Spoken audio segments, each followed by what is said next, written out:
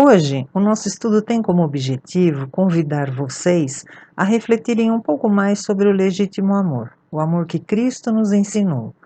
Porque o amor é uma força que nasce conosco em germe, em potencial, mas precisa ser trabalhada ao longo dos séculos, dos milênios, até chegar ao quilate do amor do Cristo.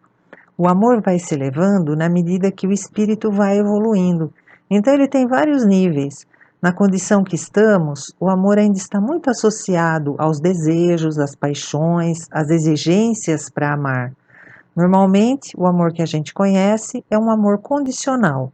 Eu amo, mas só se o outro fizer o que eu quero. E isso não sustenta uma situação difícil. Quanto mais exigências nós temos para amar, maiores são as decepções e maiores são as barreiras que nos impedem de sentir satisfação pelo simples ato de amar. Então, a nossa intenção hoje é descobrir o quanto temos que trabalhar em nós para saciar a nossa sede de amor, sabendo que esse processo não se faz sem dores, implica em renúncia, em luta íntima. E para isso, nós vamos relembrar um encontro singular narrado no Evangelho de João, no seu capítulo 4, que se deu no deserto da Samaria, entre Jesus e a mulher samaritana, e que também foi retratado pelo espírito de Amélia Rodrigues no capítulo 9 do livro Primícias do Reino, psicografado por Divaldo Franco, e pelo espírito de Humberto de Campos no capítulo 17 do livro Boa Nova, psicografado por Chico Xavier. Naquele deserto, o Mestre transmitiu uma mensagem imortal a respeito do amor, uma grande lição que ficaria para a posteridade. Ali ele nos falou do amor, mas não do amor como nós o concebemos, o amor que sentimos quando o outro nos faz o que nos é conveniente. Jesus falou do amor num sentido mais profundo, do amor renúncia, do amor sacrifício, do amor que não espera recompensas. Ele trouxe algumas características do amor verdadeiramente divino. Ele nos ensinou o que é realmente amar. E ele faz isso através de um diálogo aparentemente simples com a mulher samaritana. Eles falam de poço, dos maridos que a samaritana teve, falam sobre a forma correta de adorar a Deus em espírito e verdade. Ele revela a ela que é o Messias, mas nós vamos nos ater no ponto principal dessa conversa para o nosso estudo, que é a analogia que Jesus faz entre a água e o amor. E a história começa mostrando a capacidade de Jesus de quebrar paradigmas para que a sua mensagem chegasse a todos. Vejamos as palavras de Amélia Rodrigues. Saindo de Jerusalém no dia anterior, demandando a Galiléia, Jesus abandonara a estrada real, cujo traçado levava de Jericó e Betanéia, seguindo o tranquilo curso do suave Jordão, para galgar as montanhas de Efraim, penetrando os limites da Samaria, evitados pelos nascidos em Judá. A Samaria era uma região agreste e não muito frequentada pelos judeus, não só pelas condições difíceis que oferecia para as viagens, mas também porque eles queriam evitar o contato mais próximo com os samaritanos, dadas as divergências que havia entre eles. O antagonismo entre esses dois povos vinha desde o período da sucessão do rei Salomão, há mais de 900 anos antes de Cristo, quando ocorreu a separação das 12 tribos de Israel. Duas tribos formaram o reino de Judá, com sede em Jerusalém, dando origem aos judeus, e 10 tribos formaram o reino de Israel, que teve como capital a Samaria.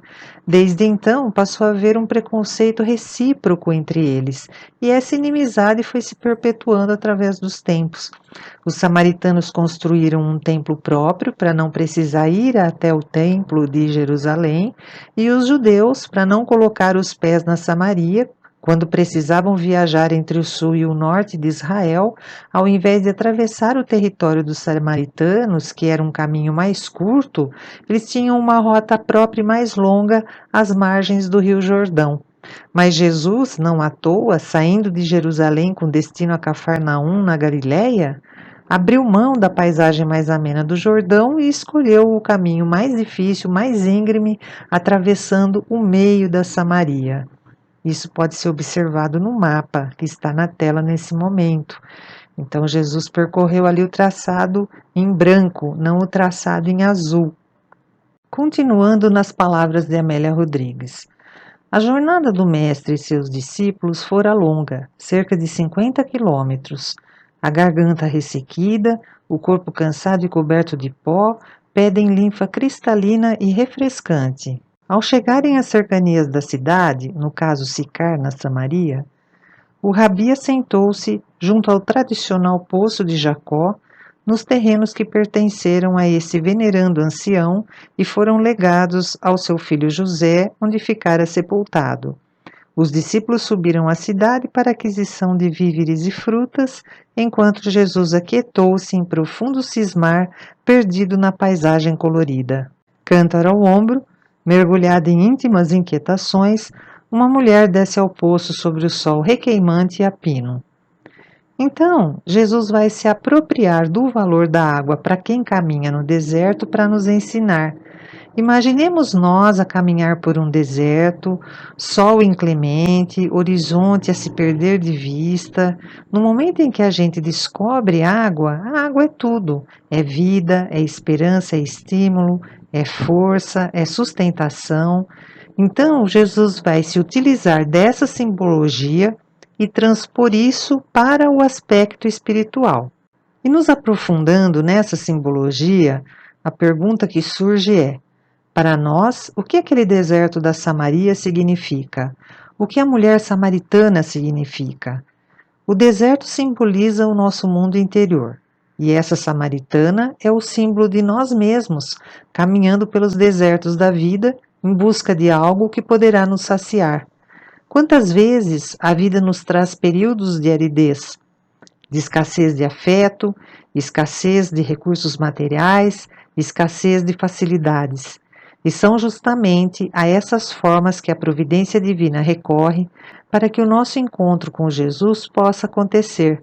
É quando a vida nos apresenta um cenário de aridez por fora, é quando estamos cercados de limitações que vamos olhar para dentro em busca da fonte que poderá nos saciar. E é no deserto interior que nós encontramos Jesus. Em geral, é nos momentos de maior deserto da nossa vida que esse encontro se torna mais possível. É o que acontece com a mulher samaritana quando ela chega à beira do poço. Amélia Rodrigues nos detalha. Surpreende-se com o estranho olhar que lhe dirige o forasteiro judeu que ali parece aguardá-la. Atira, porém, o vaso sobre a água e recolhe o precioso líquido na bilha que repousa sobre o paiol. Sente-se intranquila, como se algo estivesse para suceder-lhe. Emoções desconhecidas tumultuam-lhe o espírito. Quando se dispõe a tomar o vasilhame e retornar ao lar, ouve: "Dá-me de beber." Era a voz de Jesus. É claro que ele já sabia que ali ocorreria um encontro incomum para aquela época e que ele estaria derrubando barreiras centenárias de preconceito, porque um judeu preferiria morrer de sede a tomar água das mãos de um samaritano, muito menos de uma mulher samaritana. Então, de uma vez só, ele quebrou o preconceito religioso, porque ele era um judeu que estava viajando pela Samaria, e o preconceito de gênero, porque pediu água a uma mulher, que era uma figura totalmente excluída da sociedade. Os homens sequer falavam com elas em público. Elas nem podiam se sentar à mesa para fazer as refeições junto com os homens. Mas ali estava um judeu que reconhecia que aquela samaritana existia. Ainda assim, ela fez Jesus sentir a sua estranheza, dizendo: "Como sendo tu judeu, me pedes de beber a mim, que sou mulher samaritana?" E Jesus vem aí nos mostrar àquela samaritana e a todos nós, criaturas que ainda trafegamos pelo nosso deserto interior, qual é a água que verdadeiramente sacia.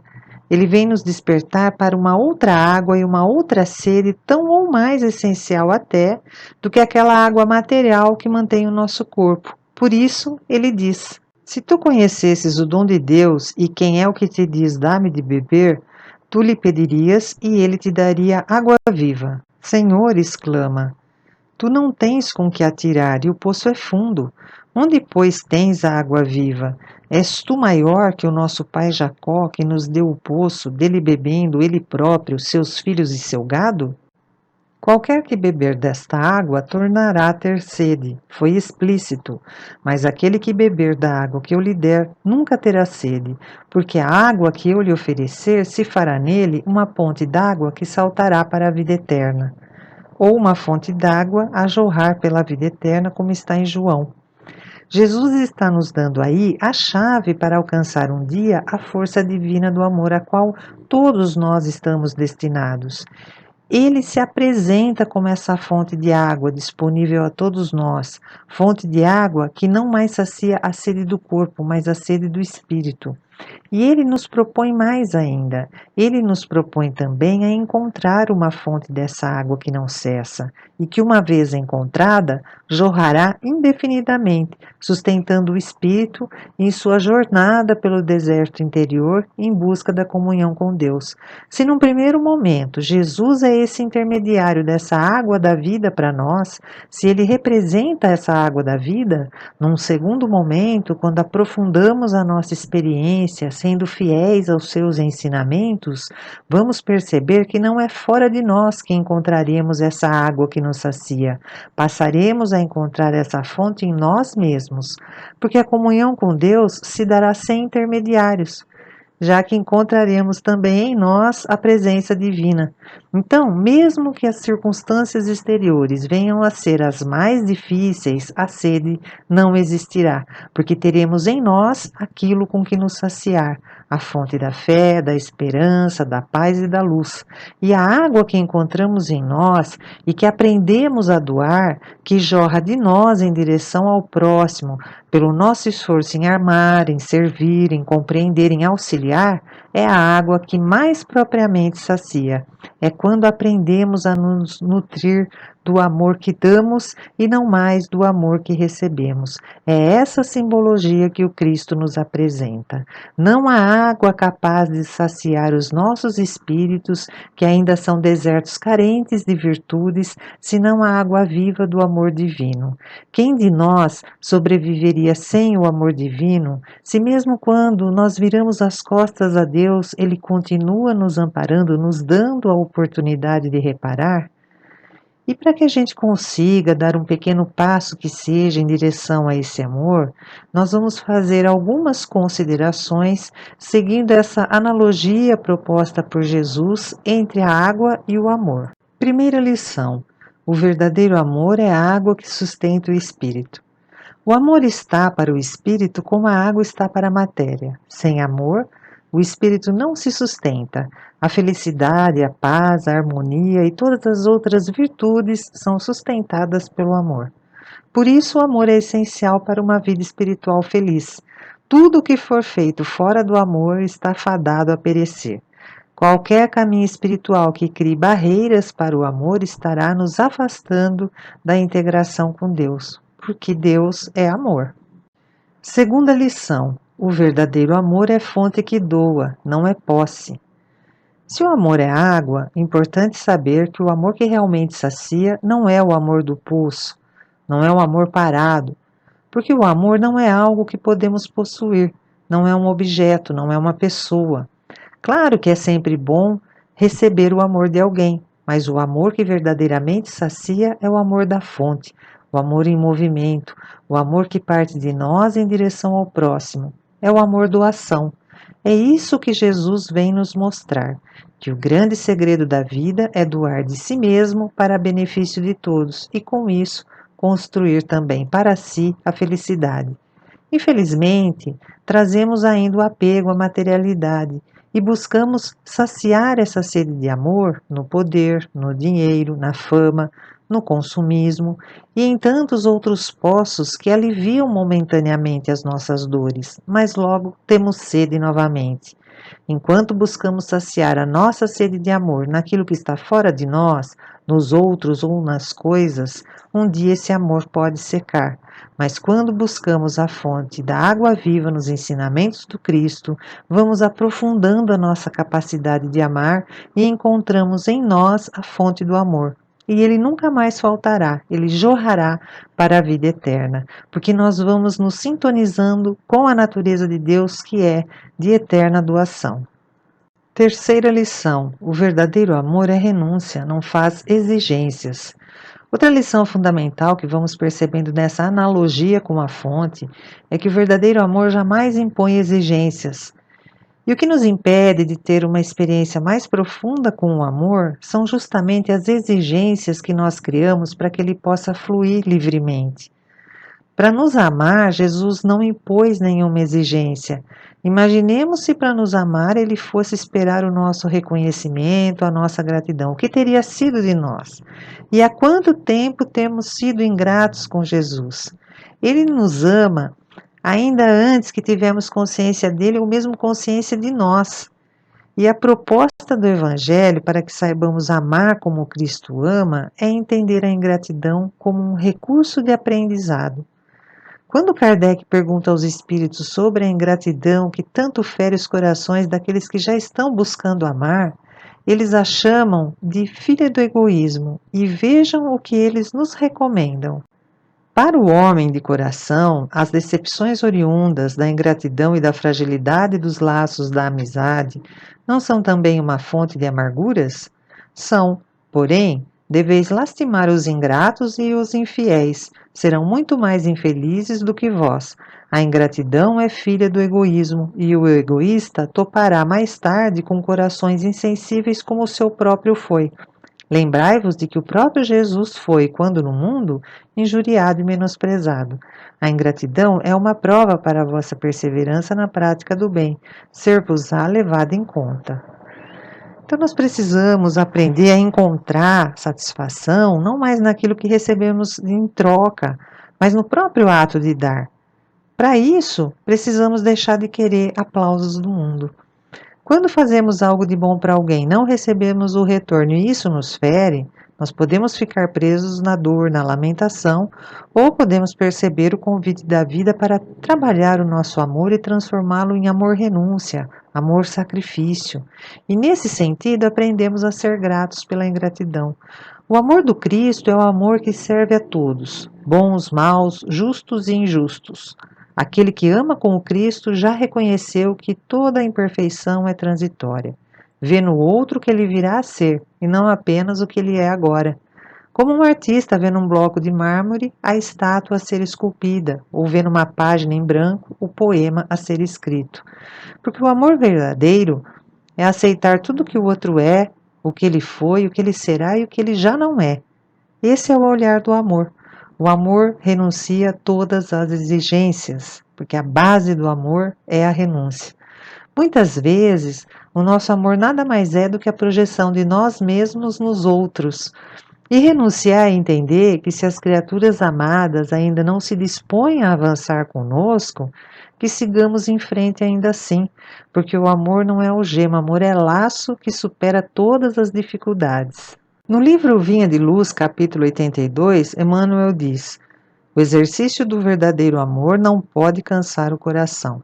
Quem ama em Cristo Jesus guarda confiança em Deus, é feliz na renúncia e sabe alimentar-se de esperança.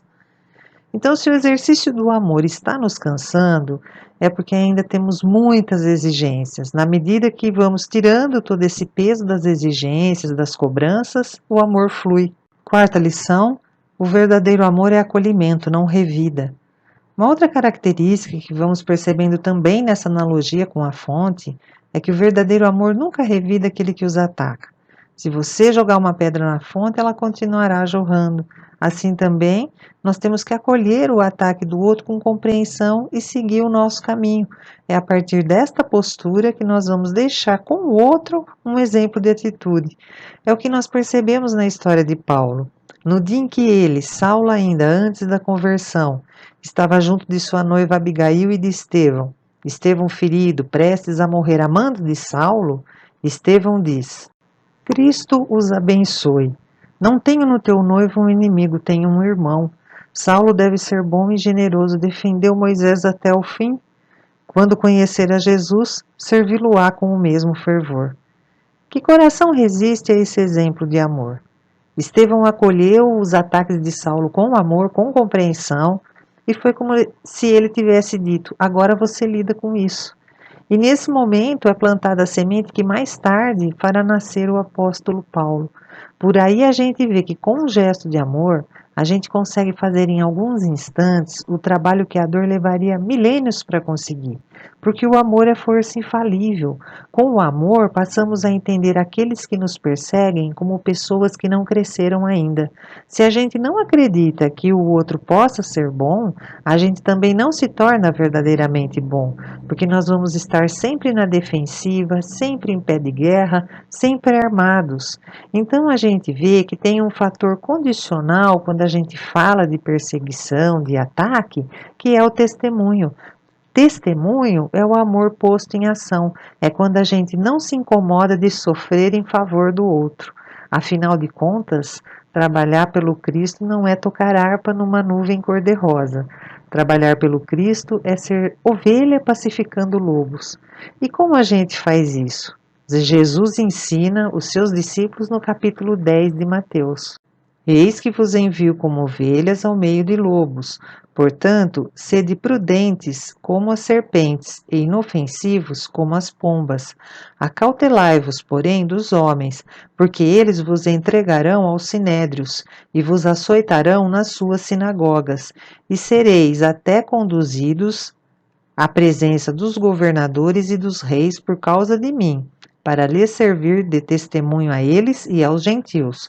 Mas quando vos entregarem, não vos dê cuidado com o que haveis de falar, porque naquela mesma hora vos será ministrado o que haveis de dizer, porque não sois vós quem falará, mas o Espírito de vosso Pai é que fala em vós. A gente entende que lobos são mais fortes que ovelhas, mas na lógica da espiritualidade superior não são. Quando Jesus fala que envia os discípulos como ovelhas em meio aos lobos, é para que as ovelhas triunfem sobre os lobos. E triunfar sobre alguém mais difícil não é aniquilar esse alguém, é ensinar que existe um outro caminho que não o da violência ou da hostilidade, é mostrar que existe o caminho do amor. Por isso, a ideia da passagem é que as ovelhas precisam conviver no meio de lobos, porque os lobos, agressivos que são, precisam da docilidade das ovelhas. E para as ovelhas triunfarem sobre os lobos, é necessário que elas tenham a prudência da serpente e a mansidão da pomba. Então, quando o pau quebrar, não é para a gente gritar e mandar a pessoa difícil calar a boca. É para dar o nosso testemunho de amor, sem deixar se afetar pela vibração negativa do outro, sem se deixar ser vencido pela agressividade do outro. Isso é uma ovelha que triunfa sobre lobos. E um outro alerta que Jesus dá quando somos levados a grandes testemunhos é que devemos estar em sintonia com o alto e nos será dado o que dizer. Então, quando nós abraçamos voluntariamente uma situação difícil para dar a água viva do amor a outros, nessas horas não nos faltará amparo e inspiração no falar, se estivermos em sintonia com o alto. Na hora de maior testemunho, Deus vai falar por nós, e a voz de Deus é a voz do amor. Concluindo, Jesus nos deixou um padrão de amor quando viveu entre nós. O amor é água viva que sustenta o espírito, é fonte que doa, não é posse, é renúncia, não exige, é acolhimento, não revida. Quando a gente ama verdadeiramente, a gente não vê diferença entre nós mesmos e o próximo. Nós nos compreendemos mutuamente. Quem se une ao Cristo encontra o amor que sustenta tudo, todas as lutas, todas as dificuldades. Entende os obstáculos como convite da vida para vivenciar novas experiências com as quais poderemos crescer, seguir adiante e continuar servindo, e passa a nutrir-se disso. Aos poucos, nós vamos aprendendo a entrar nesse caminho com Jesus. Paulo disse que o amor de Cristo nos constrange, porque uma vez que a gente experimenta esse amor, nós não conseguimos mais ficar parados no mesmo ponto. Esse amor nos desperta para com os deveres fundamentais da vida, com nós mesmos, com a família, com a humanidade e com a criação. E esse amor nos induz a sair de nós mesmos, a deixar o comodismo e ir para o mundo cumprir o nosso papel. E quando deixamos de resistir ao verdadeiro amor, nós deixamos de sofrer, porque não é a mudança que é dolorosa, mas a resistência à mudança que dói. Sem amor, nós não vamos dar conta de atravessar essa tempestade que é a nossa passagem aqui na Terra. É um tempo difícil na vida familiar, no ambiente de trabalho, no ambiente doutrinário, no ambiente político, no ambiente econômico, e sem amor a pessoa naufraga. Mas ficar falando que ama não resolve nada. Quem ama, cuida. É preciso demonstrar o amor nas atitudes, com carinho, com assistência. É dessa forma simples assim que o amor está presente. Então, vamos cultivar o nosso amor a todo instante para que ele não se acabe, sabendo que enquanto dependermos de algo que está fora de nós para nos saciar, ainda teremos sede de amor. Mas no dia em que encontrarmos o amor em nós, ele não mais faltará. É somente tendo a coragem de visitar o nosso deserto anterior, mas agora amparados por Jesus, que vamos encontrar força para avançar nessa jornada em busca da comunhão com Deus. Que Jesus abençoe a todos.